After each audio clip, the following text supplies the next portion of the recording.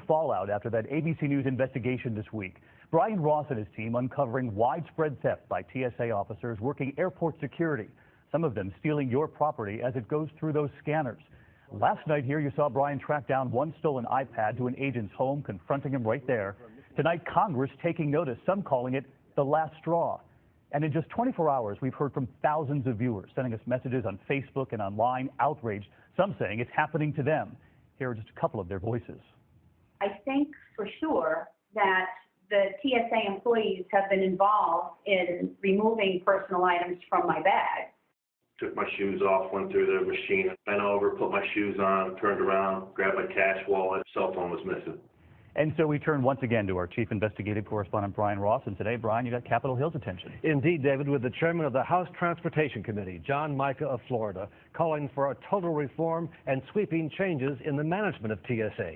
And the Inspector General at Homeland Security saying the case we uncovered has now been referred to federal authorities for criminal prosecution.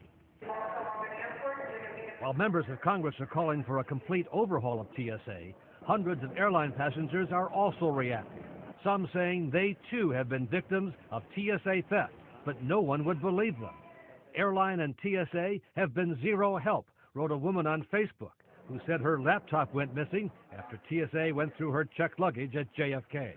Calvin Windwalker told us by Skype no one seemed to care that his Kindle went missing after a TSA officer allegedly took it out of his backpack at a Fort Lauderdale screening checkpoint. I'm just totally disturbed by their total lack and complete apathy. Dallas businessman Dirk Wenzloff says he also got the cold shoulder from TSA after his iPad disappeared from his checked luggage. Gone. Completely gone. Using the Find Me app, Wenzloff tracked it to this man, TSA officer Clayton Doval, who authorities say was found with at least 5 other stolen iPads when he was arrested. It's less the value of the item, it's the fact of being violated in some way. Our ABC News investigation of theft at the TSA revealed 381 TSA officers fired for stealing from passengers. A convicted TSA officer describing a culture of indifference to theft.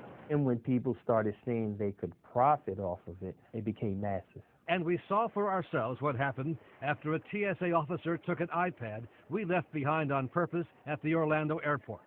At 9 other airports, we got our iPads back. But in Orlando, after filling out a missing property report, we were told the item was not found and no further action was taken. It was only when we tracked the missing iPad to the TSA officer's home that we were able to recover it, leading to the officer being fired, despite his claim his wife had taken it. My wife, I'm so embarrassed. Your wife? My wife said she got the iPad and brought it home.